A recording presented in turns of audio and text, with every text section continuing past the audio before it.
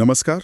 आज हम जरा गहराई से बात करने वाले हैं डॉक्टर सर्वपल्ली राधाकृष्णन के जीवन और उनकी सोच पर। हाँ जी, नमस्कार। और ये जानकारी हमें मिली है एक स्रोत से जिसका नाम है डॉक्टर राधाकृष्णन जीवन दर्शन और शिक्षक दिवस। बिल्कुल।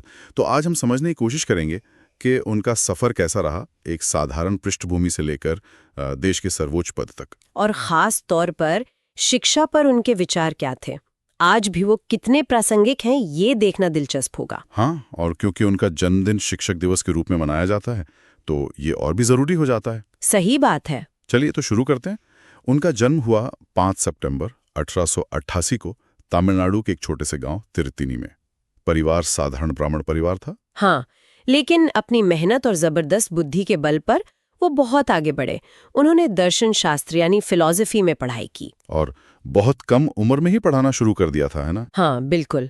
और यहाँ एक दिलचस्प बात यह है कि उनका मानना था कि शिक्षा का मतलब सिर्फ किताबी ज्ञान या नौकरी पाना नहीं है। अच्छा, तो फिर क्या था उनके लिए शिक्षा का मतलब? उनके लिए शिक्षा का असली लक्ष्य था व्यक्ति में नैतिकता जगाना, अनुशासन लाना और जो जीवन के मूल्य हैं उन्हें विकसित करना। मतलब एक संपूर्ण विकास। ये तो बड़ी गहरी बात है, खासकर आज के जमाने में जहाँ फोकस ज्यादातर करियर और मार्क्स पर रहता है। हाँ, बिल्कुल। और इसीलिए शायद उनकी ये सोच आज छात्रों के लिए और भी ज्यादा महत्वपूर्ण हो सकती है। वो ये नहीं कह रहे थे कि करियर जरूरी नहीं है। हाँ हाँ, वो तो है। पर वो ये कह रहे थे कि करियर के साथ साथ एक अच्छा इंसान बनना, समाज के लिए कुछ करना, ये भी उतना ही जरूरी है। एक होलिस्टिक अप्रोच थी। समझ गया। और फिर वो भारत से बाहर भी गए, ऑक्सफोर्ड वगैरह में पढ़ाया उन्होंने? अरे हाँ, बिल्कुल। उन्होंने ऑक्सफोर्ड जैसे दुनिया के माने हुए विश्वविद्यालयों में भारतीय दर्शन पढ़ाया। ये बहुत बड़ी बात थी। उस समय तो शायद पश्चिम में भारतीय दर्शन को लेकर उतनी स्पष्टता नहीं रही होगी। सही कहा आपने। कई लोग इसे बस रहस्यवाद समझते थे, लेकिन डॉक्टर राधाकृष्णन ने इसे तर्क और आप कह सकते हैं वैश्विक मूल्यों के साथ जोड़कर पेश किया। अच्छा। उन्होंने दुनिया को भारतीय संस्कृति और वेदांत की जो गहराई है उससे वाकिफ कराया। एक तरह से वो पूरब और पश्चिम के बीच एक पुल जैसे थे। वाह।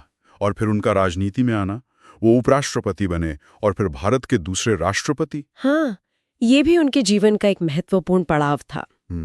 लेकिन सबसे अनोखी बात पता है क्या है? क्या? कि इतने बड़े पद पर पहुंचने के बाद भी वो दिल से हमेशा एक शिक्षक ही रहे। उन्होंने खुद को हमेशा पहले एक टीचर माना। हाँ, मैंने भी पढ़ा है कि जब लोगों ने उनका जन्मदिन मनाने की बात की तो उन्होंने कहा कि इसे शिक्षक दिवस के रूप में मनाया जाए। सोचिए। कमाल है। ये तो दिखाता है कि शिक्षण उनके लिए कितना मायने रखता था। बिल्कुल। ये बात आज के युवाओं के लिए, छात्रों के लिए भी एक प्रेरणा है कि आप कहीं भी पहुंच जाएं, अपनी जड़ों को, अपने मूल सिद्धांतों को कभी नहीं भूलना चाहिए। सच में, उनका जो गहरा ज्ञान था और साथ ही उनकी सादगी, उनका मानवीय दृष्टिकोण, ये चीजें उन्हें एक आदर्श बनाती हैं। निश्चित रूप से एक आदर्श शिक्षक भी और एक आदर्श नेता भी। उनका सबसे बड़ा योगदान क्या मानेंगे आप? मेरे ख्याल से उनका सबसे बड़ा योगदान यही था कि उन्होंने शिक्षा को सिर्फ व्यक्तिगत तरक्की का रास्ता नहीं माना, हाँ, बल्कि उसे जीवन का आधार माना, राष्ट्र निर्माण का साधन माना। उन्होंने दिखाया कि शिक्षा कैसे समाज को बदल सकती है। सही।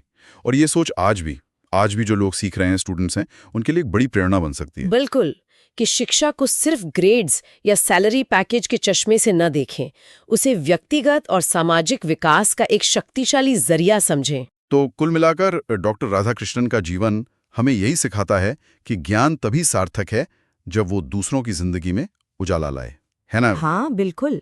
उनकी सोच, उनके विचार वो हमेशा प्रासंगिक रहेंगे। उनकी विचारधारा आने वाली पीढ़ियों को रास्ता दिखाती रहेगी। और जाते जाते एक सवाल शायद हम सब सोच सकते हैं। हाँ, जरूर।